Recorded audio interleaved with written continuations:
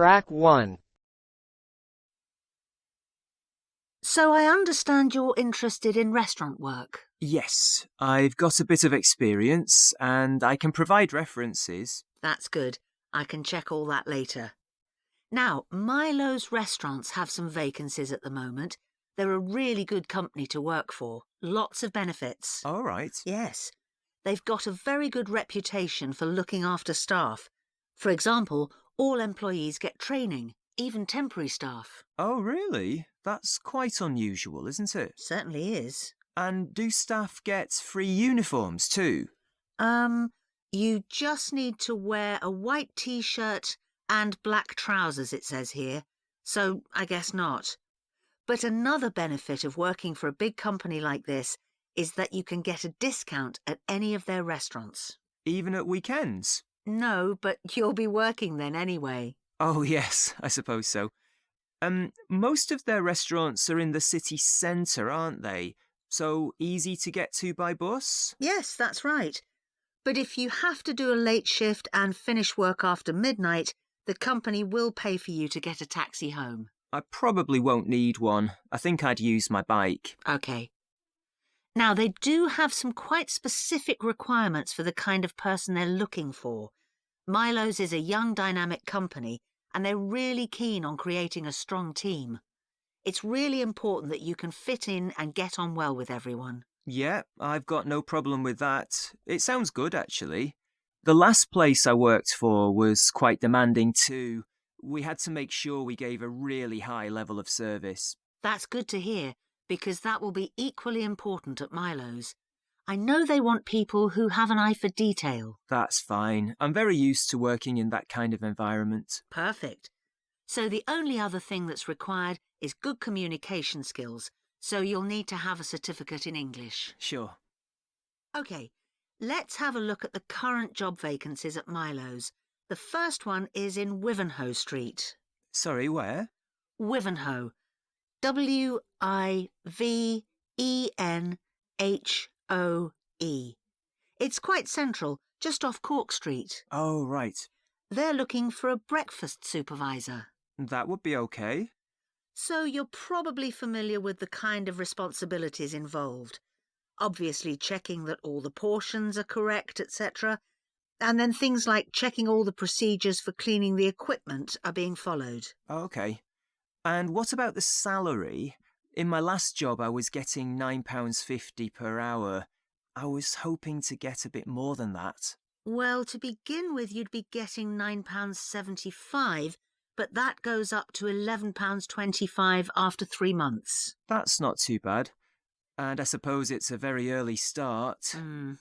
That's the only unattractive thing about this job. But then you have the afternoons and evenings free. So the restaurant starts serving breakfast from 7 a.m, and you'd have to be there at 5:30 to set everything up. But you'd be finished at 12:30. Well, as you say, there are advantages to that. Now, you might also be interested in the job at the City Road branch. That's for a junior chef, so again, a position of responsibility. I might prefer that, actually. Right. Well, obviously, this role would involve supporting the sous chef and other senior staff.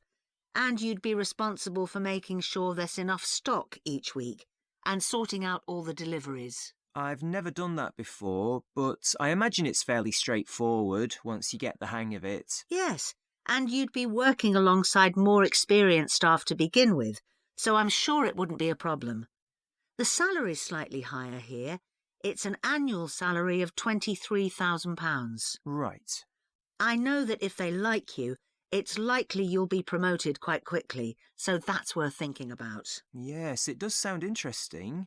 What are the hours like? The usual, I think. There's a lot of evening and weekend work, but they're closed on Mondays.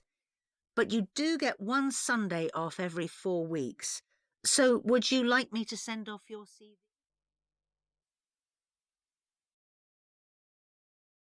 Track 2. Hello everyone. It's good to see that so many members of the public have shown up for our presentation on the new housing development planned on the outskirts of Nunston. I'm Mark Reynolds, and I'm Communications Manager at the development. I'll start by giving you a brief overview of our plans for the development. So, one thing I'm sure you'll want to know is why we've selected this particular site for a housing development. At present, it's being used for farming, like much of the land around Nunston. But because of the new industrial centre in Nunston, there's a lot of demand for housing for employees in the region, as many employees are having to commute long distances at present. Of course, there's also the fact that we have an international airport just 20 minutes' drive away. But although that's certainly convenient, it wasn't one of our major criteria for choosing the site. We were more interested in the fact that there's an excellent hospital just 15 kilometres away, and a large secondary school even closer than that. One drawback to the site is that it's on quite a steep slope, but we've taken account of that in our planning, so it shouldn't be a major problem. We've had a lot of positive feedback about the plans. People like the wide variety of accommodation types and prices, and the fact that it's only a short drive to get out into the countryside from the development. We were particularly pleased that so many people liked the designs for the layout of the development, with the majority of people saying it generally made a good impression and blended in well with the natural features of the landscape, with provision made for protecting trees and wildlife on the site. Some people have mentioned that they'd like to see more facilities for cyclists, and we'll look at that, but the overall feedback has been that the design and facilities of the development make it seem a place where people of all ages can live together happily. OK, so I'll put a map of the proposed development up on the screen. You'll see it's bounded on the south side by the main road, which then goes on to Nunston.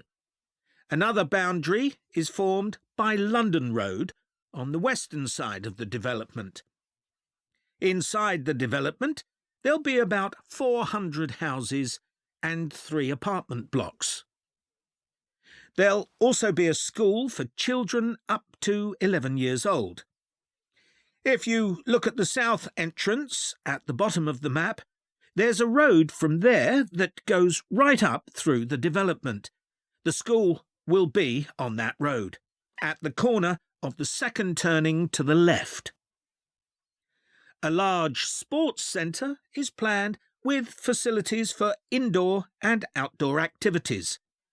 This will be on the western side of the development, just below the road that branches off from London Road. There'll be a clinic where residents can go if they have any health problems. Can you see the lake towards the top of the map? The clinic will be just below this, to the right of a street of houses. There'll also be a community centre for people of all ages.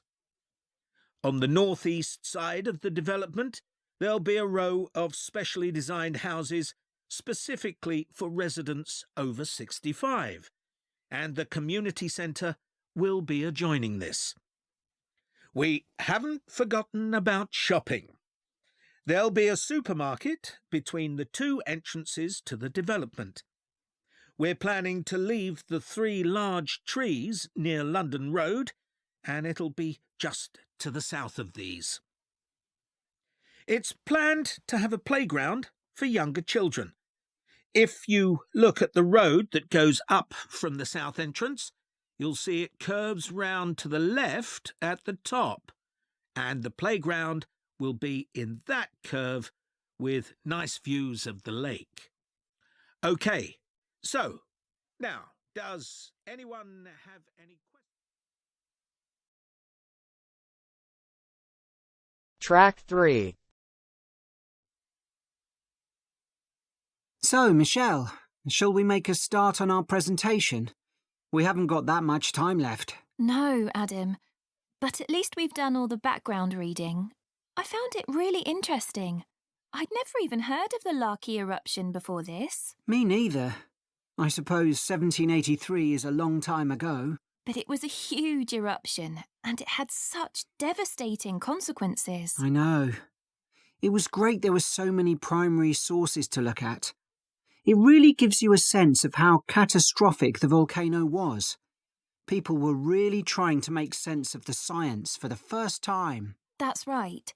But what I found more significant was how it impacted directly and indirectly on political events, as well as having massive social and economic consequences. I know. That should be the main focus of our presentation.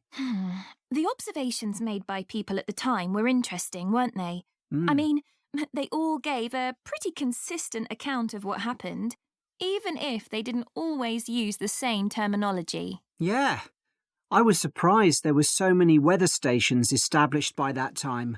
So, you can see how the weather changed often by the hour. Right.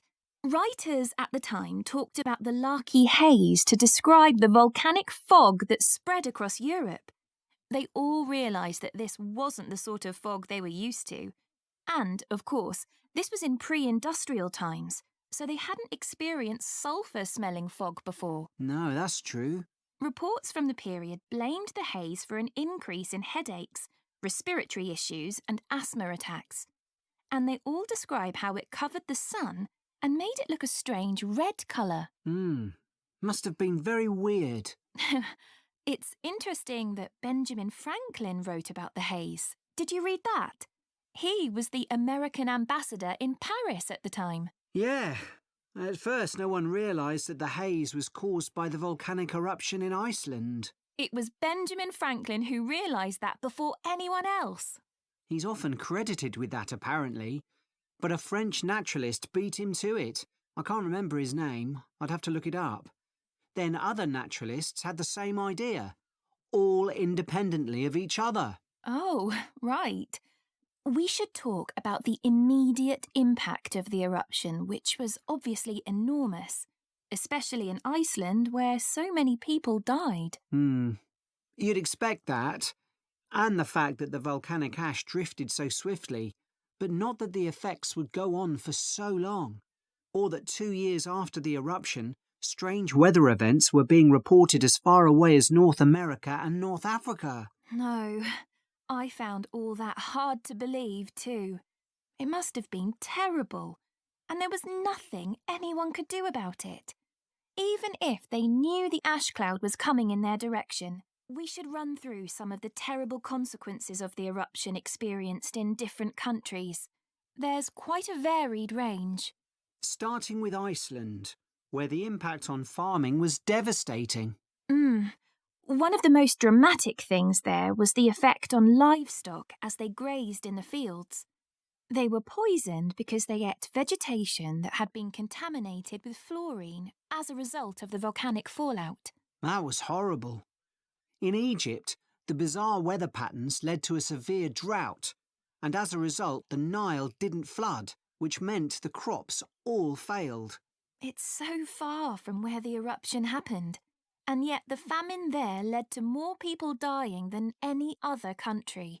It was worse than the plague. OK. Then, in the UK, the mortality rate went up a lot, presumably from respiratory illnesses. According to one report, it was about double the usual number and included an unusually high percentage of people under the age of 25. I think people will be surprised to hear that the weather in the USA was badly affected too. George Washington even makes a note in his diary that they were snowbound until March in Virginia. That was before he became president. Yes, and there was ice floating down the Mississippi, which was unprecedented. Astonishing, really. Anyway, what do you think we should include next?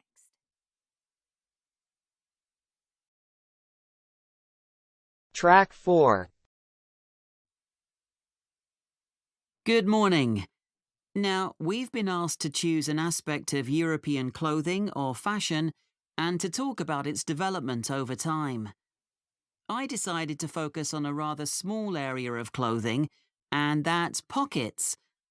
I chose pockets for two reasons, really. We all have them in jeans, jackets, coats, for example, and even though we often carry bags or briefcases as well, nothing is quite as convenient as being able to pop your phone or credit card into your pocket. Yet, I suspect that other than that, people don't really think about pockets too much, and they're rather overlooked as a fashion item. It's certainly very interesting to go back in time and see how pockets developed for men and women. In the 18th century, fashions were quite different from the way they are now, and pockets were too. If we think about male fashion first, that was the time when suits became popular.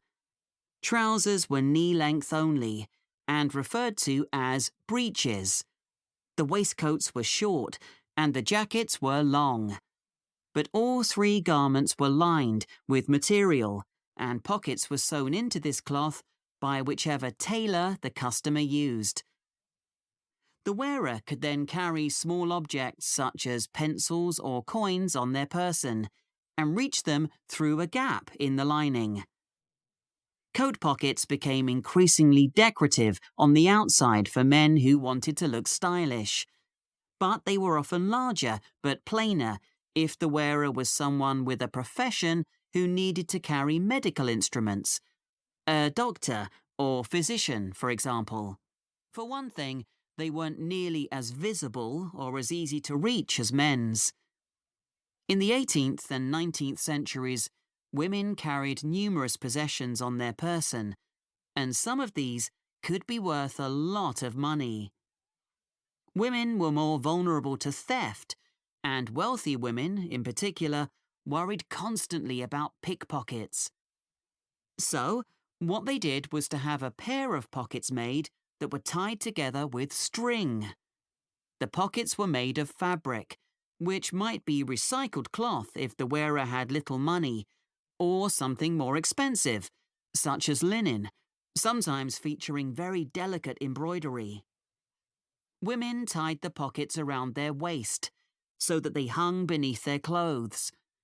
Remember, skirts were long then, and there was plenty of room to hide a whole range of small possessions between the layers of petticoats that were commonly worn. They would have an opening in the folds of their skirts, through which they could reach whatever they needed, like their perfume. Working women, of course, also needed to carry around items that they might use for whatever job or trade they were involved in, but their pairs of pockets still remained on the inside of their clothing. They just got bigger or longer, sometimes reaching down to their knees. So, the tie-on pockets went well into the 19th century, and only changed when fashion altered towards the end of that period. That's when dresses became tighter and less bulky, and the pairs of pockets became very noticeable. They stood out too much and detracted from the woman's image. Women who had been used to carrying around a range of personal possessions, and still wanted to, needed somewhere to carry these items about their person. That was when small bags, or pouches as they were known, came into fashion, and, of course, they inevitably led onto the handbag of more modern times, particularly when fashion removed pockets altogether.